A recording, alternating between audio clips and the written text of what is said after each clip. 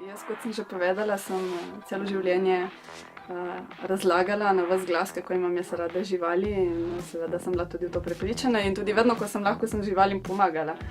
Sam je bil pač ta nesmisel, da sem jih še naprej jedla, ne, ker pač nisem o tem razmišljala, da je s tem kaj narobe.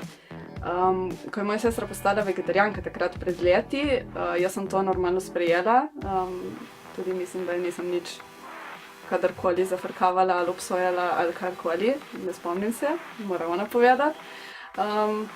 Ampak jaz sem jo zaradi tega občudovala in jaz vem, da sem vedno govorila, da kaj bi jaz dala, da bi jaz lahko. Ne vem sicer, kaj je bila ta ovira, ampak je bila neka ovira v moji glavi, zaradi katere sem mislila, da jaz pa tega ne zmorem, da jaz brez mesa ne morem živeti, čeprav ga nikoli nisem nekaj dosti jedla. Ampak sem mislila, da pač to je pa vse stvar navade, ne. To je bila samo neka moja razvada, navada, ki sem mislila, da je ne morem spremeniti.